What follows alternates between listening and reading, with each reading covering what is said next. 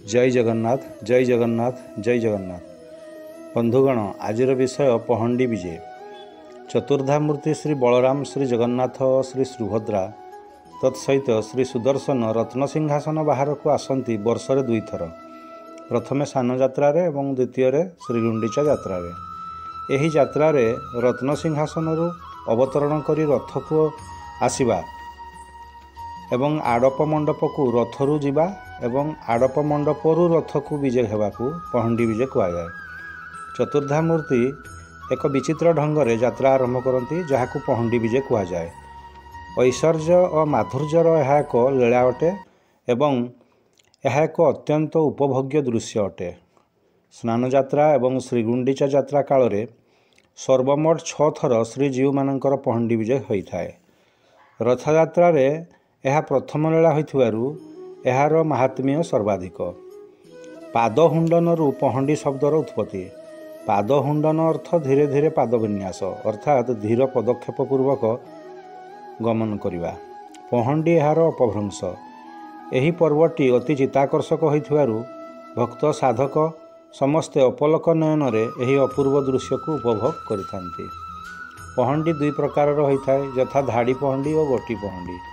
धाड़ी पहंडी रे गोटे विग्रह रत्नसिंहासन अल्प बाट आसवा परे अन्य विग्रह को पहंडी करा जाए, अर्थात श्रीमंदिर रथ पर्यंत बाटर 3 ठाकुर पहंडी विजय अवस्था थांती। स्नान यात्रा श्रीमंदिर स्नान वेदी को एवं रथयात्रा श्रीमंदिर रथ को आसवा समय श्रीजीव मानकर धाड़ी पहंडी होता है। अन्यटी गोटी पहंडी। स्नान मंडपरू रत्नसिंहासन को बा रथरू श्रीमंदिर प्रत्यावर्तन कला बेले अर्थात बाहुड़ा यात्रा विग्रह मानकर गोटी पहंडी होता है। यही गोटी पहंडी रे गोटे विग्रह को रत्नवेदी रे बा रथरे पहुँचाई आसवा परे अन्य विग्रह को पहंडी करा जाए। धाड़ी पहंडी आध्यात्मिक दृष्टि गुरुत्वपूर्ण अटे। श्रीमंदिर रथ पर्यंत श्रीजीव माने पहंडी विजय अवस्था थांती। श्रीजीव माने होउछंती ब्रह्मा विष्णु और महेश्वरंकर प्रतीक। सेमाने धाड़ी पहंडी रे गला बेले सेमानंक ठारू सत्व रज और तम 3 गुणर ज्योति विच्छुरित होता है। पहंडी मन इच्छा करा न जाई निर्दिष्ट नीति नियम रे परिचालित हुए। दीर्घ समय सापेक्ष ए पहंडी विजय नीति एहाकू काय मन वाक्य रे करा जाए। एहा शास्त्र और मनोविज्ञान सम्मत अटे। शुभ शंखध्वनि और काहाली बाजिबा परे पहंडी विजय आरंभ होता है। दारू विग्रहंकर पहंडी केउं क्रम रे हेबो ताहा नीलाद्रि महोदय ग्रंथरे उल्लेख एहिपरि करा जाइअछि। सुदर्शनं पुरस्कृत्य बलभद्रं ततः परम सुभद्रां च ततः नीत्वा जगदीशं स्वरेश्वरम। अर्थात प्रथमे श्री सुदर्शनंकर पहंडी, तापरे श्री बलभद्रंकर, तापरे श्री सुभद्रा मातांकर एवं सर्वशेष जगदीश श्री जगन्नाथंकर पहंडी क्रम अनुसार होता है। एबे आसंतु श्री सुदर्शनंकर पहंडी कथा विचार करिबा। तेबे प्रथमे श्री सुदर्शन किए ताहा जानि नबा। सुदर्शन जगन्नाथंकर क्रियाशक्ति तथा लीलार प्रतीक। कोटि सूर्यर सम्मिलित प्रभा परि समज्जल ज्योतिर्मय। से पथरु अंधकार दूर करी यात्रा विघ्न विनाशक करिथांती। से अज्ञान नाशक। से आर्तभंजन और कालचक्रर प्रतीक। काल बा समयर गति अबारित काहाकू अपेक्षा करे नहीं। सेमिति श्री सुदर्शन द्रुतगामी। सुदर्शनंकर पहंडी हुए नहीं, तेणु 2 जण दयिता सुदर्शन को कांधरे रखी तीव्र गति रे नहीं शक्ति रथरे बा श्री सुभद्रांकर देवदलन रथरे आरूढ़ करिथांती। सर्वप्रथमे सुदर्शन रथ को जाइथांती, कारण से होउछंती जगन्नाथंकर क्रियाशक्ति तथा लीलार प्रतीक। एठारे बौद्ध सहजजानर प्रभाव देखा मिलता है। जेहेतु पुरी एक बौद्ध धर्मर पेंठस्थली थिला, सहज साधना प्रभाव रे श्री सुदर्शन को एक लिंगर आकृति दि जाइए। प्राणीर लिंग चालन बिंदु स्फुरण अवसंभावी। स्फुरित बिंदु शक्ति सहित सम्मिलित हेले जगतर सृष्टि संभव होता है। तेणु शक्ति स्वरूपिणी सुभद्रांकर देवदलन रथरे लिंगरूपी सुदर्शन को विजय करा जाए। सृष्टि निर्मित शक्ति स्वरूपा सुभद्रांक सहित सुदर्शन युक्त हुअन्ति। रथयात्रा श्री जगन्नाथ शक्ति स्वरूपिणी माँ लक्ष्मी ठारू दूरे जाउथबारु ସର୍ବଶକ୍ତିମାନ ସୁଦର୍ଶନ ଶ୍ରୀ ଜଗନ୍ନାଥଙ୍କ ଠାରୁ ବିଚ୍ଛିନ୍ନ ହୋଇ ଶକ୍ତି ସ୍ୱରୂପା ସୁଭଦ୍ରାଙ୍କ ରଥରେ ଆସୀନ ହୋଇଥାନ୍ତି। ଏବେ ଆସନ୍ତୁ କାମ୍ପିଲ୍ୟବାସିନୀ ହରିଦ୍ରାବର୍ଣ୍ଣା ଜଗଜ୍ଜନନୀ ବସୁନ୍ଧରା ମାତା ସୁଭଦ୍ରାଙ୍କର ପହଣ୍ଡି ବିଜେ କଥାକୁ। ନିଜକୁ ଅପରୂପ ସଭା ସମ୍ପଦରେ ଚତୁର୍ଦିଗ ବିମୋହିତ କରି ଚତୁର୍ବର୍ଗ ଫଳ ପ୍ରଦାୟିନୀ ଐଶ୍ୱର୍ଯ୍ୟଦାୟୀ ମହାମାୟା ମାତା ସୁଭଦ୍ରା ନିଜର ଅପେକ୍ଷିତ ରଥ ଦେବଦଳନ ବା ଦର୍ପଦଳନରେ ଆରୂଢ଼ ହୁଅନ୍ତି। ତାଙ୍କର ହାତ ଗୋଡ଼ ନାହିଁ, ତେଣୁ ତାଙ୍କୁ ଶୂନ୍ୟ ପହଣ୍ଡି କରାଯାଏ, ଅର୍ଥାତ୍ ବିଗ୍ରହଙ୍କୁ ଊର୍ଦ୍ଧ୍ୱମୁଖୀ କରି କେତେଜଣ ଦଇତାଙ୍କର କାନ୍ଧରେ ବହନ ହୋଇ ରଥରେ ବିଜେ ହୋଇଥାନ୍ତି। ବଡ଼ ଠାକୁର ବଳଭଦ୍ରଙ୍କର ପହଣ୍ଡି ବିଜେ ମଧ୍ୟ ଅବର୍ଣ୍ଣନୀୟ। କବି ଗାଏ, ସଂଗ୍ରାମେ ଚପଳ ଶଶାଙ୍କ ଧବଳ କାଦମ୍ବରୀ ଚଞ୍ଚଳ ସେ ଢଳି ଢଳି ଯାଆନ୍ତି ସେ ତୁରିତେ ଝମକି ଯାଇ ପୁଣି ସେ ଝୁଲନ୍ତି। ଦଇତାପତିଗଣ ଶ୍ରୀ ବଳଭଦ୍ରଙ୍କୁ ଘେରି ଯାଆନ୍ତି, କିଏ ଶ୍ରୀଚରଣରେ, କିଏ ଶ୍ରୀଭୁଜରେ, କିଏ ଆଗରେ ପାଟଡର ଧରି ଧୀରେ ଧୀରେ ଚାଲିଥାନ୍ତି। ତାଳଧ୍ୱଜ ରଥରେ ବଡ଼ ଠାକୁର ପହଣ୍ଡି ବିଜେ ହୋଇଯାଆନ୍ତି। ଜଗନ୍ନାଥଙ୍କର ପହଣ୍ଡି ବିଜେ ଅତ୍ୟନ୍ତ ଚିତ୍ତାକର୍ଷକ ତଥା ସେବକମାନଙ୍କ ପାଇଁ ଏକ ଆହ୍ୱାନ ହୋଇଥାନ୍ତି, କାରଣ ସେ ମହାମେରୁ। ବୃହଦାକାର ତାଙ୍କର ଓଜନ ଏବଂ ଓଜନ ତାଙ୍କର ଅତ୍ୟନ୍ତ ଓଜନିଆ ଏବଂ ତାଙ୍କୁ ପିଠିରେ ବୋହି ଚାଲିଥାନ୍ତି ଦଇତାପତିଗଣ। ମହାପ୍ରଭୁଙ୍କର ପିଠି ଦଇତାପତିମାନଙ୍କ ପିଠିରେ ଯୋଡ଼ି ହୋଇ ରହିଥାଏ। ମହାପ୍ରଭୁ ଝୁଲୁଥାନ୍ତି, କେତେବେଳେ ତଳକୁ ମାଡ଼ି ଯାଆନ୍ତି ତ କେତେବେଳେ ଉଠି ପଡ଼ୁଥାନ୍ତି। ମହାପ୍ରଭୁଙ୍କର ପିଠି ଓ ଶ୍ରୀ ମସ୍ତକ ଯେପରି ତଳେ ନ ଲାଗିବ ସେଥିପାଇଁ ସେବକମାନେ ପିଠିରେ ଭରା ଦେଇ ଅଟକାଇଥାନ୍ତି। ଦାରୁବ୍ରହ୍ମ ତଳକୁ ଆସିଲେ ଅଧିକ ଓଜନିଆ ଭଳି ଲାଗନ୍ତି। ଦଇତାମାନଙ୍କର ହାତ ଗୋଡ଼ ଭାଙ୍ଗିଯିବା ଭଳି ଲାଗେ, ତଥାପି ମହାପ୍ରଭୁ କେବେ ତଳେ ଲାଗନ୍ତି ନାହିଁ। ସେବକମାନଙ୍କର ମଧ୍ୟ କେବେ କିଛି କ୍ଷତି ହୋଇନଥାଏ। ଦଇତାପତିମାନେ କୁହନ୍ତି କି ମହାପ୍ରଭୁଙ୍କର ପିଠିରେ ପିଠି ଲାଗିବା ଦ୍ୱାରା ସେମାନଙ୍କ ଶରୀରର ସବୁ କଷ୍ଟ ଦୂର ହୋଇଯାଏ। ମହାପ୍ରଭୁଙ୍କର ଗଳଦେଶ, କଟିଦେଶ, ପେଟ ଓ ମସ୍ତକ ଉପରୁ ପାଟ ଦଉଡ଼ିମାନ କଷିକିନା ବନ୍ଧା ଯାଇଥାଏ। ପାଟ ଦଉଡ଼ି ଗୁଡ଼ିକ ବେଣୀ ସଦୃଶ ଲମ୍ବି ଯାଇଥାଏ।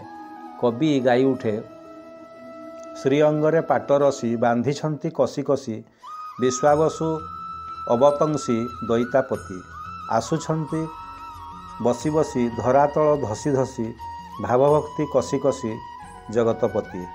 ପ୍ରଭୁଙ୍କର ଦାରୁ ଶରୀରର ତଳଭାଗ ବା କଚର ତଳଭାଗରେ ଖୁବ୍ ମୋଟା ପତଳା ଥାଳ ବନ୍ଧା ଯାଇଥାଏ।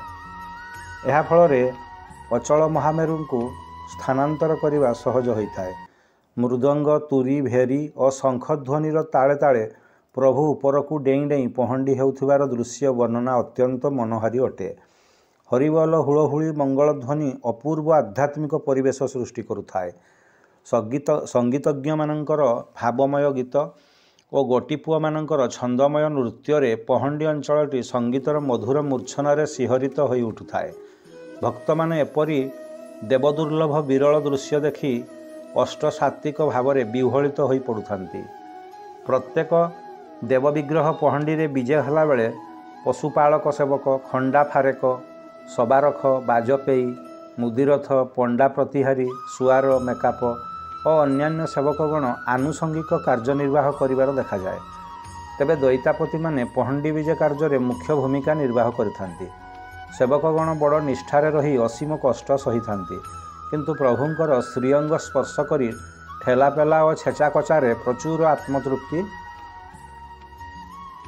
ଲାଭ କରିଥାନ୍ତି। ପହଣ୍ଡି ବିଜେର କୋଳାହଳ ଏକ ନିଆରା କୋଳାହଳ। ଛାମୁ ଖୁଣ୍ଟିଆ ସେବକ ଡାକ ପାରୁଥାନ୍ତି, ମଣିମା ମହାବାହୁ ହେ ବିଜେ କରିବା ହେଉ। ଏପରି ଆତ୍ମୀୟତା ଭରା ଡାକ ଶୁଣି ଜଗନ୍ନାଥ ପ୍ରେମୀ ଭକ୍ତଙ୍କର ହୃଦୟରେ ଏକ ଦିବ୍ୟ ଭାବ ତରଙ୍ଗ ଖେଳିଯାଏ। ବିବିଧ ବାଦ୍ୟନାଦର ମାଦକତାରେ ଭକ୍ତ ଝୁମି ଉଠୁଥାଏ।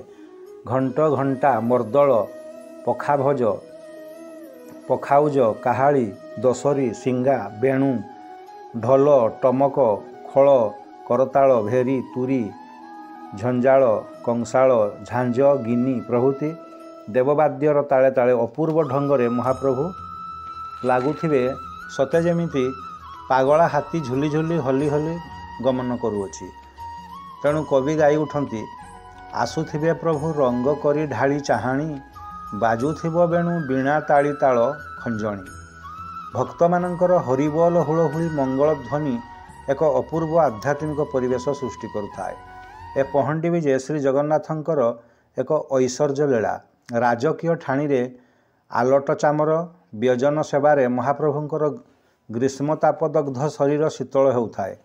ସେବାୟତଗଣ ଛତି ତରାସ ଓ ଚାନ୍ଦୁଆ ଦ୍ୱାରା ପ୍ରଭୁଙ୍କୁ ପ୍ରଚଣ୍ଡ ସୂର୍ଯ୍ୟକିରଣରୁ ରକ୍ଷା କରି କ୍ଳାନ୍ତି ଦୂର କରୁଥାନ୍ତି। ଅଗରୁ ଚନ୍ଦନ କର୍ପୂର ସୁବାସିତ ଜଳ ସିଞ୍ଚନ କରିବା ଦ୍ୱାରା ସମ୍ପୂର୍ଣ୍ଣ ପରିବେଶଟି ଅପୂର୍ବ ମହକରେ ଫାଟି ପଡ଼ୁଥାଏ। ଶ୍ରୀଜୀଉମାନେ ଯେବେ ସାତ ପାହାଚଠାରେ ପହଞ୍ଚି ଯାଆନ୍ତି ସେବେ ଆକର୍ଷଣୀୟ ଟାହିଆ ରୁନ୍ଧା ହୁଏ। ଟାହିଆ ସବୁ ସୋଲ ଓ ଫୁଲପତ୍ରରେ କାରୁକାର୍ଯ୍ୟରେ ଖଚିତ ମୁକୁଟ। ଏଥିରେ ଥାଏ ତୁଳସୀ ଓ ଦୟଣାର ସବୁଜ ପତ୍ର।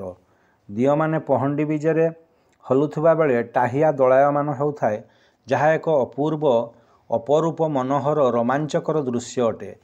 ଦିଅଁମାନଙ୍କର ଆଗକୁ ଦୋହଲିବାକୁ ବ୍ରହ୍ମସତ୍ୟ ଏବଂ ପଛକୁ ଝୁଙ୍କିବାକୁ ଜଗତ ମିଥ୍ୟାର ପ୍ରତୀକାତ୍ମକ ସନ୍ଦେଶ ଦେଉଥିବାର ବିଚାର କରାଯାଏ। ପହଣ୍ଡି ବିଜେ ଏକ ଏପରି ପର୍ବ ଯାହା ନବଧା ଭକ୍ତିର ପ୍ଲାବନ ଘଟାଏ। ପ୍ରୀତ ହୋଇ ଝୁଲି ଝୁଲି ମହାପ୍ରଭୁ ସତେ ଯେମିତି ଆନନ୍ଦ କନ୍ଦ ପରଶୁଛନ୍ତି। ପାପସାଗରକୁ ମନ୍ଥି ସତେ ଯେମିତି ଭକ୍ତମାନଙ୍କୁ ଛାତିରେ ଭିଡ଼ି ଧରୁଛନ୍ତି। ସତେ ଅବା ମତ୍ତ ହାତୀଟିଏ ଫିଟି ଆସିଛି ଏବଂ ଚାରି ଦଉଡ଼ି କାଟି ବୁଲୁଅଛି। ଏ ଅଦ୍ଭୁତ ଦିବ୍ୟ ସମୟର ଫାଇଦା ନେଇଥାନ୍ତି ପ୍ରକୃତ ଭକ୍ତଗଣ। ଯେଉଁ ଭକ୍ତ ଭାବଡୋରିରେ ଏଇ ମତ୍ତ ହାତୀଟିକୁ ବାନ୍ଧି ପାରିଲା ସେ ନିଶ୍ଚିତ ଦେବଗତିକୁ ପ୍ରାପ୍ତ କରିପାରିବ। କବିଗଣ ଜଗତର ଭକ୍ତମାନଙ୍କୁ ଗୋକୁଳର ଧେନୁ ସହିତ ତୁଳନା କରି ଶ୍ରୀ ଜଗନ୍ନାଥଙ୍କୁ ବଂଶୀଧର ଗୋପାଳଙ୍କ ସହିତ ତୁଳନା କରିଥାନ୍ତି। ମହାମେରୁ ଶ୍ରୀ ଜଗନ୍ନାଥଙ୍କର ମୂର୍ତ୍ତିର ଭାରାରେ କାଳେ ଧରଣୀ ମା'ଙ୍କୁ କଷ୍ଟ ହେବ, ସେଥିପାଇଁ ପହଣ୍ଡି ଧୀରେ ଧୀରେ କରାଯିବାର ବିଧି ରହିଅଛି। ମହାପ୍ରଭୁ ଇଚ୍ଛା ବିହାରୀ। ବେଳେବେଳେ ସେ ପହଣ୍ଡି ବିଜେକୁ ବିଳମ୍ବ କରିଥାନ୍ତି। କେହି ଭକ୍ତର ଆକୁଳ ନିବେଦନକୁ ଶୁଣି ମହାପ୍ରଭୁ ଅପେକ୍ଷା କରିଥାନ୍ତି କେତେବେଳେ ତାଙ୍କ ଭକ୍ତ ଆସି ପହଞ୍ଚିବ ତାଙ୍କ ପାଖରେ। ବିଭିନ୍ନ ଲୀଳା ଭିଆଇଥାନ୍ତି ରହସ୍ୟମୟ ଭଗବାନ। 1972 ମସିହା କଥା। ଏହା ଏକ ଐତିହାସିକ ଘଟଣା ଥିଲା ଯେବେ ମହାପ୍ରଭୁ ଶ୍ରୀ ଜଗନ୍ନାଥ ତାଙ୍କ ନନ୍ଦିଘୋଷ ରଥକୁ ପହଣ୍ଡି ବିଜେ କରିବାକୁ ଚାହିଁଲେ ନାହିଁ। ଏହା ଏକ ଅଲୌକିକ ଲୀଳା ଥିଲା ତାଙ୍କର। ଏ ଘଟଣା ସାରା ବିଶ୍ୱରେ ଚହଳ ପକାଇଥିଲା। ବିଶେଷ କରି ଭଗବତ ଶକ୍ତିକୁ ଅସ୍ୱୀକାର କରୁଥିବା ମଣିଷ ବା ଏଥେଇଷ୍ଟ ବା ନାସ୍ତିକ ମାନଙ୍କ ପାଇଁ ଏହା ଏକ ଝଟକା ଥିଲା। ସେବାୟତ ଓ ଭକ୍ତମାନଙ୍କର ସମସ୍ତ ପ୍ରାର୍ଥନା ଓ ଆକୁଳ ନିବେଦନ ସତ୍ତ୍ୱେ ମହାପ୍ରଭୁ ରଥ ଉପରକୁ ଚଢ଼ିଲେ ନାହିଁ। ସେତେବେଳେ ଓଡ଼ିଶାର ମୁଖ୍ୟମନ୍ତ୍ରୀ ଥିଲେ ଶ୍ରୀମତୀ ନନ୍ଦିନୀ ଶତପଥୀ। ମନ୍ଦିର ମୁଖ୍ୟ ପ୍ରଶାସକ ଥିଲେ ବିହାରୀ ଲାଲ। ମନ୍ଦିର ପ୍ରଶାସନ ମୁଖ୍ୟମନ୍ତ୍ରୀକୁ କଥା ଦେଇଥିଲେ କି ସବୁ ନୀତିକାନ୍ତି ଠିକ୍ ସମୟରେ ସମ୍ପାଦିତ ହେବ। ମୁଖ୍ୟମନ୍ତ୍ରୀ ରଥଯାତ୍ରା 1972 ମସିହା ଦିନ ଘଟଣା ଓଡ଼ିଶା ବାହାରକୁ ସରକାରୀ ଗସ୍ତରେ ଯାଇଥିଲେ। ବିହାରୀଲାଲଙ୍କର ଅହଙ୍କାର ଥିଲା କି ଏ ତ କାଠ ଠାକୁର, ମଣିଷ ଯାହା କରିବ, ମଣିଷ ଚାହିଁଲେ ସବୁ ନୀତିକାନ୍ତି ଠିକ୍ ଚାଲିବ। ହେଲେ ମହାମେରୁ ଶ୍ରୀ ଜଗନ୍ନାଥ ପହଣ୍ଡି ବିଜେ ହୋଇ ରଥ ଚାରମାଳର ଠିକ୍ ମଝିରେ ଅଟକିଗଲେ, ଆଉ ଆଗକୁ ଗଲେ ନାହିଁ। ସେବାୟତମାନେ ମହାମେରୁଙ୍କୁ ହଲାଇବା ମଧ୍ୟ ଅସମ୍ଭବ ହୋଇପଡ଼ିଲା। ରଥଯାତ୍ରାକୁ ସୁରୁଖୁରୁରେ କରାଇବାର ଯେଉଁ ଅହଙ୍କାର ଥିଲା ମନ୍ଦିର ପ୍ରଶାସନର, ତାହା ଧୂଳିସାତ ହୋଇଗଲା। ମନ୍ଦିର ପ୍ରଶାସକ ବିହାରୀଲାଲ ଖାଲି ପାଦରେ ଦୌଡ଼ିଲେ ରାଜନଅରକୁ। ପୁରୀ ଗଜପତି ମହାରାଜା ଦିବ୍ୟସିଂହ ଦେବ, ଯିଏ ସେତେବେଳେ ମାତ୍ର 19 ବର୍ଷର ଯୁବକ ଥିଲେ, ନୂତନ ଭାବରେ ଗଜପତି ସେବା ଆରମ୍ଭ କରିଥାନ୍ତି। ତାଙ୍କୁ ମହାପ୍ରଭୁଙ୍କର ରଥ ଚାରମାଳ ଉପରେ ଅଚଳ ମେରୁ ହୋଇଯିବାର ଖବର ଜଣାଇଲେ। ମନ୍ଦିର ପ୍ରଶାସକ, ଗଜପତି ମହାରାଜା ଓ ସମସ୍ତ ସେବକ ତଥା ରଥ ପାଇଁ ଆସିଥିବା ଲକ୍ଷ ଲକ୍ଷ ଭକ୍ତ ମହାପ୍ରଭୁଙ୍କୁ ଆକୁଳ ନିବେଦନ କଲେ। ଆଣ୍ଠୁମାଡ଼ି ନତମସ୍ତକ ଜଡ଼ହସ୍ତପୂର୍ବକ ଅଶ୍ରୁପୂର୍ଣ୍ଣ ନୟନରେ ସମସ୍ତେ ମହାପ୍ରଭୁଙ୍କୁ ନିବେଦନ କଲେ। ହରିବୋଲ ହୁଳହୁଳି ଧ୍ୱନିରେ ପୁରୀ ବଡ଼ଦାଣ୍ଡ ଅସମ୍ଭବ ଭାବରେ ପଡ଼ିଲା ଉଠିଲା। ସମସ୍ତଙ୍କର ଆକୁଳ ପ୍ରାର୍ଥନା ଶୁଣି ମହାବାହୁ ଶ୍ରୀ ଜଗନ୍ନାଥ ପୁଣି ଚାରମାଳରୁ ରଥ ଉପରକୁ ଉଠିଲେ। ରଥ ଟଣା ଆରମ୍ଭ ହେଲା। ଏ ଘଟଣା ପ୍ରମାଣ କରୁଛି କି ମହାବାହୁ ଶ୍ରୀ ଜଗନ୍ନାଥ ଇଚ୍ଛା ବିହାରୀ।